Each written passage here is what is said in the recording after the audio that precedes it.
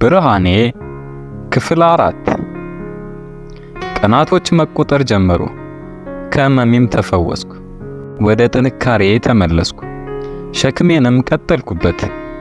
ማሪዛን እያሰብኩ በተስፋ ተሞልቼ ነገ ሁሉ እንደሚቀየር እያለምኩ ነበር። ከማሪዛ ጋር ከዛን ቀን በኋላ በአካል አልተገናኘንም።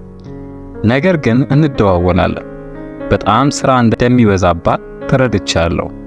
ደውላ እንኳን ደህንነቴን ከጠየቀችኝ በኋላ ብዙ ሳታወራኝ ነው ቻው ራስህን ጠብቅ ብላኝ የምትዘጋው።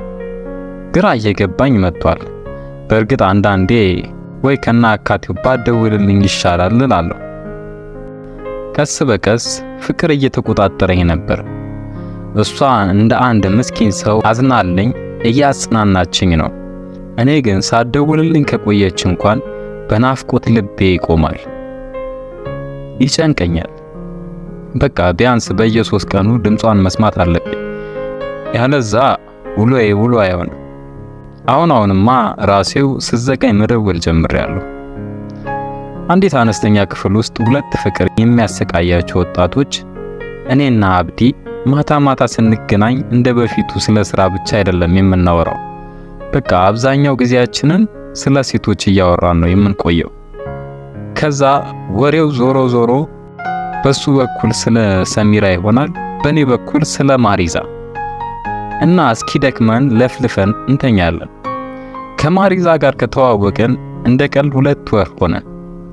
በዛው 2 ወር ውስጥ የተገናኘነው በጣት የሚቆጠሩ ቀናቶች ብቻ ናቸው። ግን እሷን ካወቅኩበት ቀን ጀምሮ ቀስ በቀስ በራሴ ላይ ያለኝ አመለካከት እየተቀየረ መጥቷል። የበፊት ስንፍናዬና በራሴ ላይ ያለኝን ያለመተማመን ስሜት እየተስተካከለ፣ ለህይወት ያለኝን ግምት እየተሻሻለ ነው። አንድ ቀን ማሪዛ ደወለች። በጠዋት ስለደወለች ተጨነቅኩ። ምን ሆና ይሆን ብዬ ፈራው። ለሷ የዚህን ያክል ማሰቤ ቢያስገርመኝም አደረኩት በቃ። አቤት ማሪዛ አልኳት። ባቆላምጣት ደስ ይለኝ ነበር፣ ግን ማንነኝና። ፍራውል እንዴት ነህ? ደህና ነኝ። አንቺ እንዴት ነሽ? ጠፋሽ እኮ አልኳት እየተርበተበትኩ። አንተ ደግሞ ሳምንት ደውዬልህ የለ? ደግሞ ሁሌ ከሰው አትጠብቅ። ሰላም ልትለኝ ባሰብክ ጊዜ አንተም ብታደርገው አይከፋም። እንደ ፍቅረኛ ካልደወለች አልደውልም ልንባባል ነው እንዴ አለችኝ ደረቅ ባለ አነጋገር። ማለት ተንተባተብኩ። ቁርጤን የነገረችኝ መሰለኝ። አሁን የደወልኩልህ አንድ ጓደኛዬ ድርጅት ውስጥ ታማኝ የሆነ ሰራተኛ ለመቅጠር ይፈልጋል እና እኔ ደግሞ ስላንተ ነግሬው ነበር። ስላለ የትምህርት ዝግጅትና የተመረክበትን የትምህርት ዘርፍ ጭምር አስረድቼው ዛሬውን ሲቪውን ያስገባ ብሎኛል። ቶሎ ብትመጣ ጥሩ ነው አለችኝ። ደስታና ግራ መጋባት ተደበላለቁብኝ። ግን ምንም ሳላመነታ ለአብዲ ነግሬው እሱም አበረታቶኝ ወደ ተባለው ቦታ ፈጠንኩ። ማሪዛ ያለችው ቦታ ተቀጠልኩ። ሰውየው በመካከለኛ እድሜ ላይ የሚገኝ ነው። የመኪና ዕቃዎች አስመጭና አከፋፋይ ነው። የተለያዩ ቅርንጫፎች አሉት። ከነዛ ቅርንጫፎች ትልቅ የሚባለው ቦታ ላይ ተመደብኩ።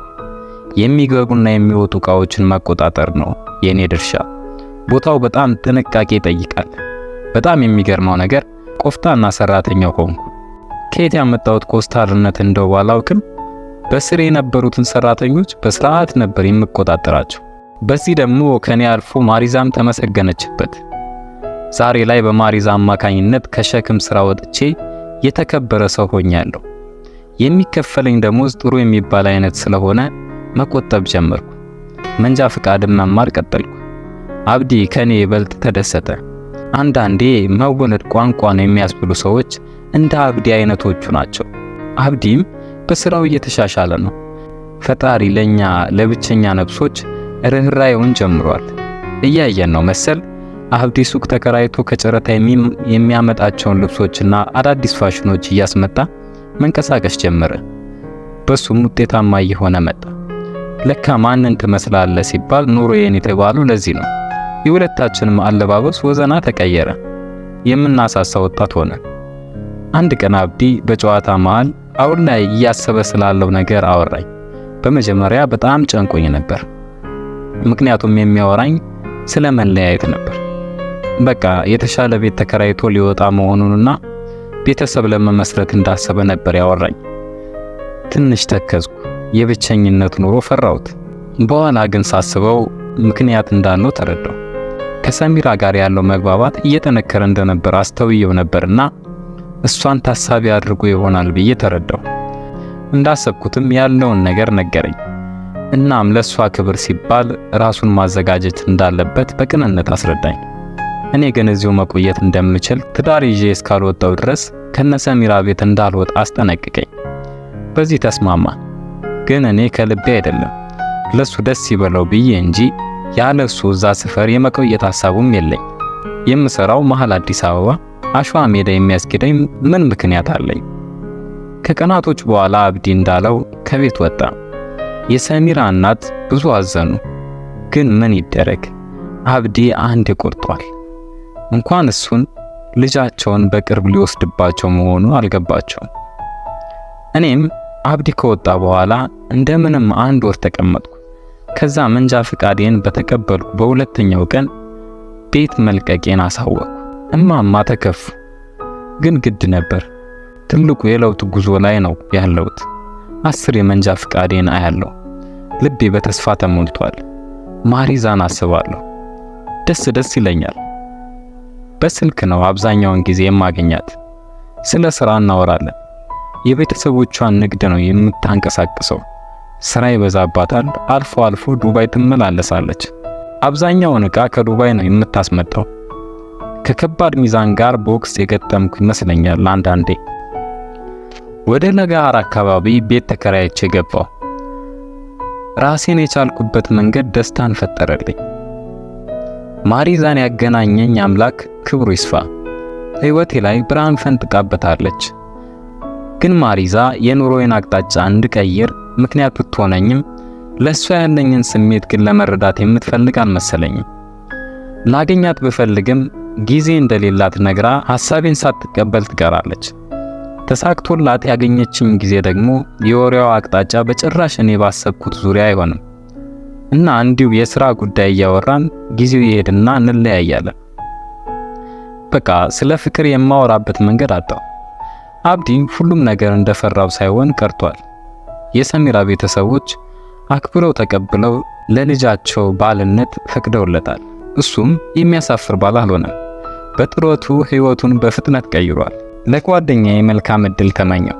አንድ እሑድ ቀን እኔና አብዲ ተገናኝተን ስለተፈጠሩልን የተሻለ እድል እያወራን ሳለ ድንገት አብዲ ስለ ማሪዛ ጠየቀኝ። እንዴት ነው ታዲያ ፍራ፣ ማሪዛን ጠየቃት አለኝ። ምን እንደምለው ግራ ገባኝ።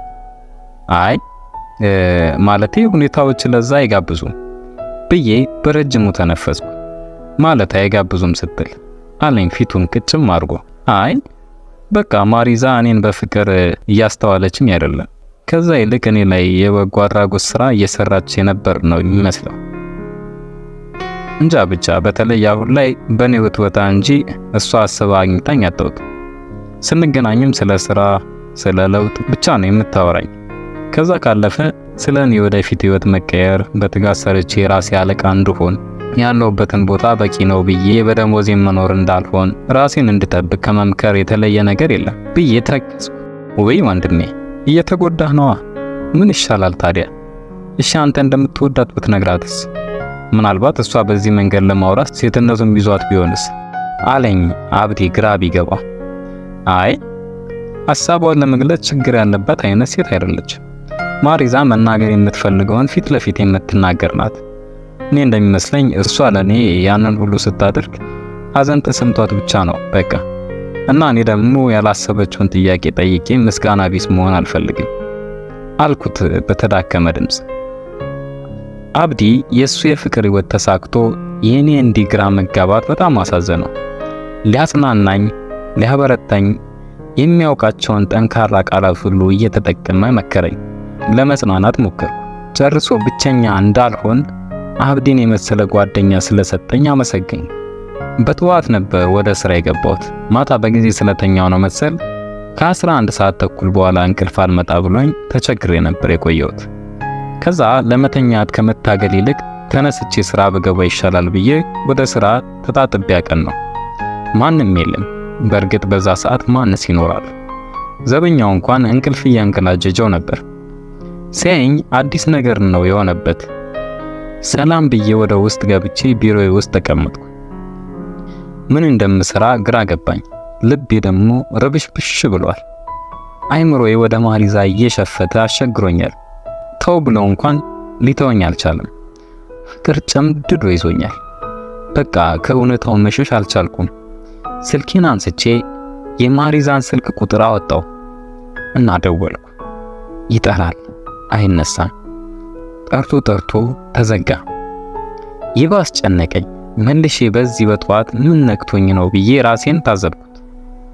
ይህን ያይታው ተናዳብኝ ነው ያላነሳችሁ ብዬ አሰብኩ። እንደው ብታነሳው ምን ልላት ነበር? የራሴ ሐሳብ መልሶ አስደነገጠኝ። የማወራውን እንኳን ሳላዘጋጅ በስሜት ሲጨንቀኝ መደወሌ አግባብ እንዳልሆነ ስረዳ እንኳንም አላነሳችሁ አልኩ። የዛለት እንደከበደኝ ዋልኩ። ማሪዛም ስልኬን አይታ እንኳን ትደውላለች ብዬ ነበር። ሳትደውል ቀረች። ድብርት የጨመረ። ወደ ከሰዓት አካባቢ አለቃዬ ቢሮዬ በፍጥነትና እፈልግሃለሁ ሲለኝ ያልተለመደ ስለሆነብኝ አሳሰበኝ። እሱ የሚገኝበት ቢሮ ወደ 4 ኪሎ አካባቢ ነበር። እኔ ከሳር ቤት አካባቢ ነው የምሰራው እና እንዴት እዛ ድረስ እንድመጣ ፈለገ? ሌላ ጊዜ ራሱ መጥቶ ነበር የሚያናግረኝ። የሱ ቢሮ በ3 ወር አንዴ ስለ ስራው ለማውራት ስብሰባ ሲጠራን ብቻ ነው የምንሄደው። ልቤ ፈራ። ምን ተፈጥሮ ይሆን?